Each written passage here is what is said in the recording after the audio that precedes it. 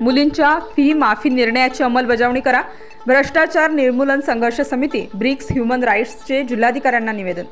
मुलींच्या शिक्षणासाठी शासनाने फी माफ करण्याचा निर्णय घेतला असला तरी अद्याप त्याची अंमलबजावणी होत नसल्याने अखिल भारतीय भ्रष्टाचार निर्मूलन संघर्ष समिती तथा ब्रिक्स ह्युमन राईट्स मिशन या दोन्ही संघटनेच्या वतीने जिल्हाधिकाऱ्यांना निवेदन देऊन तात्काळ अंमलबजावणी करण्याची मागणी केली आहे। निवासी जिल्हाधिकारी राजेंद्र वाघ यांनी स्वीकारलेल्या या निवेदनात म्हटले आहे की शासनाचा हा निर्णय स्वागतार्ह असला तरी संघटनांकडे केलेल्या तक्रारीनुसार राज्य शासनाने मुलींना फी माफीचा आदेश पारित केला अशा बातम्या व एक GR व्हॉट्सअपवर फिरत आहे।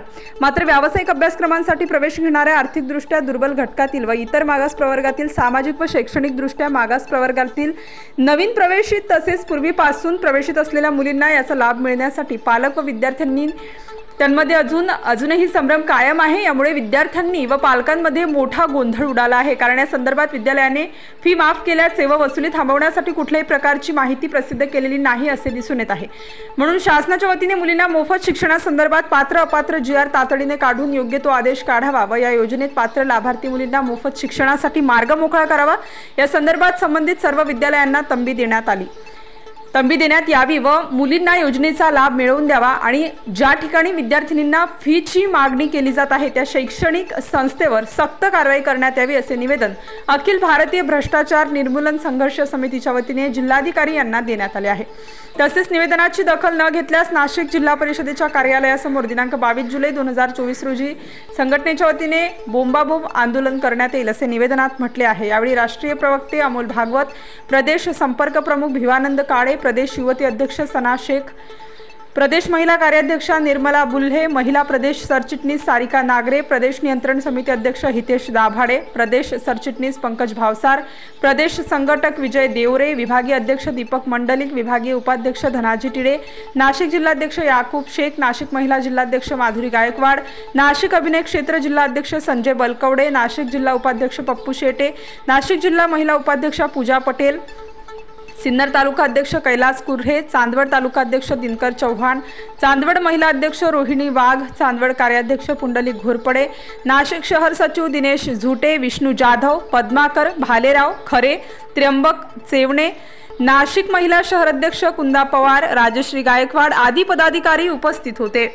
अखिल भारतीय भ्रष्टाचार निर्मूलन संघर्ष समिती एवं ब्रिक्स ह्युमन राईट यांच्या माध्यमातून महाराष्ट्र शासनाने जो GR जाहीर केला मोफत मुलींचं उच्च शिक्षण, त्याचप्रमाणे त्या शिक्षणासंदर्भात येणाऱ्या अनेक अडचणी तथा त्या सर्व अडचणींवर राष्ट्रीय अध्यक्ष सन्माननीय प्रदीप पाटील खंडापूरकर बाबा यांच्या माध्यमातून नाशिक जिल्हाधिकारी कार्यालय येथे सर्व समावेशक जिल्ह्यातील सर्व नेतृत्व व प्रदेश पातळीवरच्या नेतृत्वांच्या माध्यमातून एक निवेदन देण्यात आले। या निवेदनाच्या ज्या वैयक्तिक बाबी जिल्हाधिकाऱ्यांच्या निर्देशनास आणून दिलेले आहे ते निर्देशनास आणून देताना जिल्हाधिकाऱ्यांनी त्या गोष्टीवर एक तातडीची अंमलबजावणी करणार आणि त्याच्यातून अखिल भारतीय भ्रष्टाचार निर्मूलन संघर्ष समितीच्या विविध पदाधिकाऱ्यांचं मनोगत जाणून त्याच्यावर उपाययोजना करणार आहेत।